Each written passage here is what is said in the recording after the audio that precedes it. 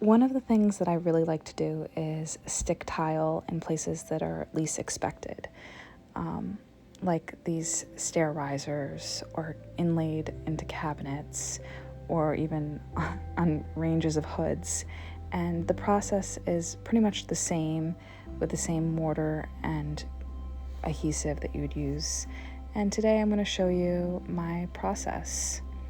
So I first started with this door, and I wanted to put inlay tiles in the interior. So this is actually what it looks like after it's done.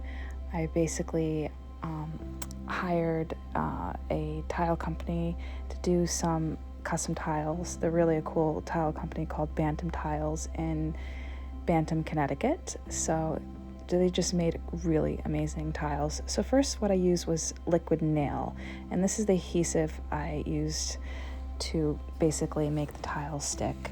I find this is better than mortar on wood, and which basically what you're usually doing it to. So I use a strong adhesive, strong liquid nail, and I just put it in the groove of the door.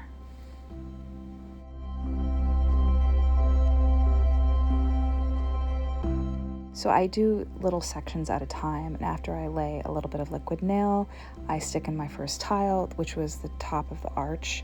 I'm trying to center everything just to get it like a consistent look, and it fit perfectly, so I was super excited. And as you're about to see, I tried the second part of the arch, the left side and the right side, and the left side didn't fit and the right side did fit.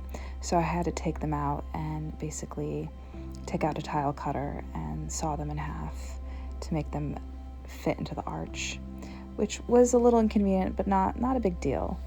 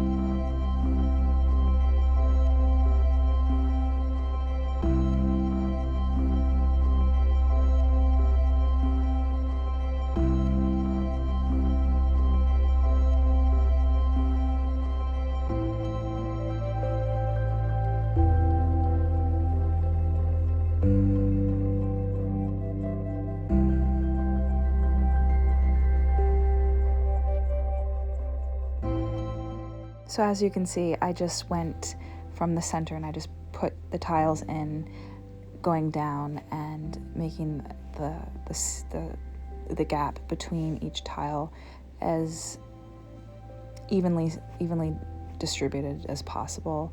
I kind of did it by eye. I didn't use any of those tools. I probably should have in retrospect because I kept on sliding down.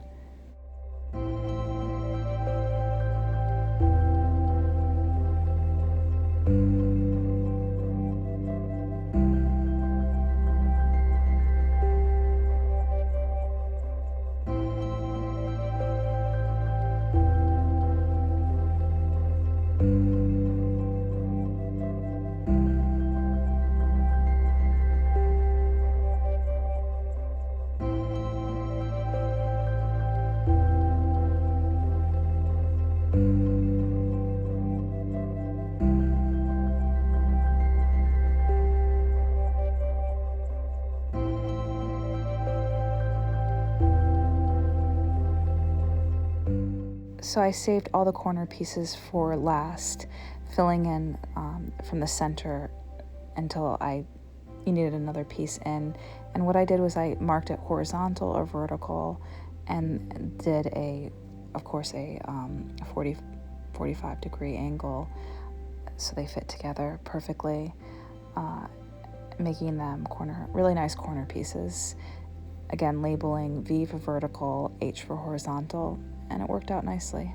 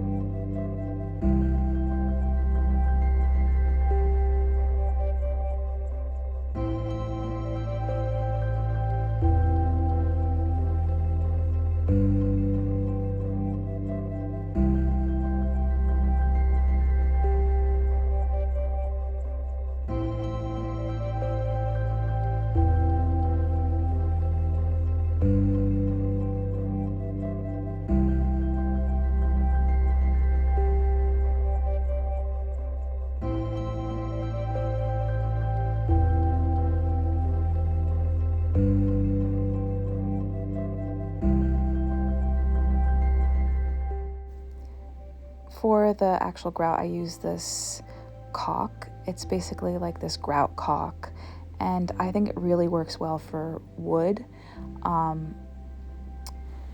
like wooden doors and wooden cabinets, because wood tends to move around a bit, and it has the caulk has this like rubbery feel that kind of has this flex. That's nice for this application. It's always worked really well for me in the past and held up nicely. Like I said, I have cabinets that are 7 years old. Never, if you use liquid nail and you use this caulk grout, it won't come out. I mean, it's just pretty firm. And I even used it on tiles in the ceiling, which I should have showed a video to that. And it really, really works wonders. So I recommend it in this application.